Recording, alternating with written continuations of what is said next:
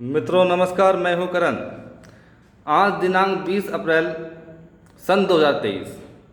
आज का दिन बहुत ही ऐतिहासिक दिन है, बहुत ही बड़ा दिन है, क्योंकि इस देश की तमाम सरकारों ने, इस देश के तमाम प्रधानमंत्रियों ने जो पिछले कई दशकों से लगातार बन रहे हैं, अपनी सरकारें बनाते हैं, इन सब के अथक प्रयासों से इस देश को बहुत बड़ी कामयाबी मिली है। सबसे बड़ी कामयाबी, हमारा देश नंबर 1 हो गया, दुनिया में सबसे बड़ा हो गया आबादी के क्षेत्र में। जी हाँ, आज 20 अप्रैल सन 2023 को भारत ने चीन को पछाड़ दिया है और सबसे नंबर 1 होने का मुकाम हासिल कर लिया है। चीन की 143 करोड़ आबादी, 142 करोड़ आबादी को पीछे छोड़ करके 39 लाख की बढ़त के साथ में लगभग 143 करोड़ की आबादी वाला देश आज भारत बन चुका है और बहुत तेजी से आगे बढ़ रहा है। इस क्षेत्र में तो बहुत तेजी से आगे बढ़ रहा है। मित्रों, इस तरह के मुकाम हमारे देश आजकल पिछले 1-2 दशकों से हासिल कर रहा है। मित्रों, आपकी जानकारी के लिए बता दूं, दुनिया की 2% भूमि, 2% भूमि भारत के पास है। जो भारत देश है, वर्तमान का जो देश है भारत, 2% भूमि भारत के पास में है और लगभग दुनिया की 18% आबादी भारत में निवास करती है। जो भारत की आबादी है, कुल 800 अरब की आबादी में 143 करोड़ की आबादी, 800 करोड़ की आबादी में 143 करोड़ की आबादी भारत में निवास कर रही है वर्तमान में, लगभग 18%। और विश्व का क्षेत्रफल का 2% क्षेत्रफल भारत के पास में है। संसाधन समाप्त होने ही होने हैं तेजी से, क्योंकि आबादी बहुत अधिक है, घनत्व बहुत अधिक है। जब इस देश के संसाधन समाप्त होने लगते हैं तो इस देश की सरकारें विदेशों से कर्जा लेती हैं। पिछले 20 सालों से ये कर्जा किसी भी वर्ष, किसी भी वित्तीय वर्ष में घटा नहीं। हर वित्तीय वर्ष में 20% या 40% बढ़ा है। पिछले 10 सालों से ये कर्जा लगातार 20% की वृद्धि बनाए हुए है। वर्तमान समय भारत देश पर 47 लाख करोड़ का कर्जा है। मित्रों, जो आबादी है हमारे देश की, जो हमारी सोसाइटी है, जो भारत में निवास करने वाली बहुसंख्यक आबादी है, हिंदू आबादी, सनातन आबादी, ये पिछले कई दशकों से देशभक्त होने के कारण आबादी पर नियंत्रण करने के कार्यक्रम करते आ रहे हैं, जागरूकता फैलाते आ रहे हैं और स्वयं भी इसका पालन कर रहे हैं।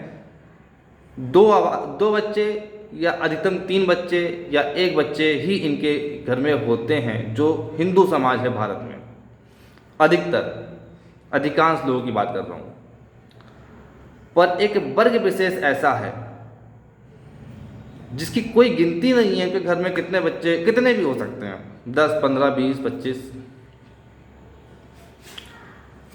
एक आंकड़े के मुताबिक आपको मैं बता दूं, सन 1951 जब देश का विभाजन हो चुका था, पंडित जवाहरलाल नेहरू देश के प्रधानमंत्री बन चुके थे, उस समय जब जनगणना हुई, आम जनगणना 1951 की, उस समय भारत में हिंदुओं की आबादी 33 करोड़ थी और मुसलमानों की आबादी 3.5 करोड़।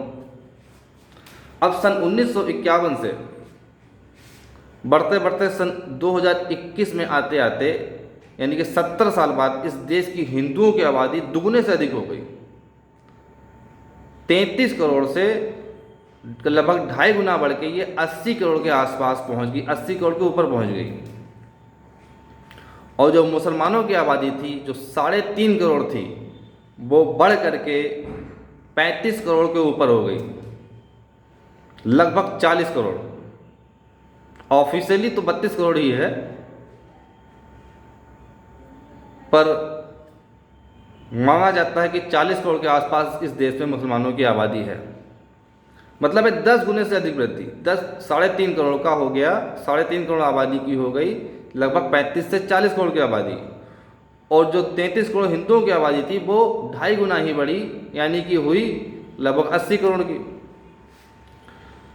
मित्रों,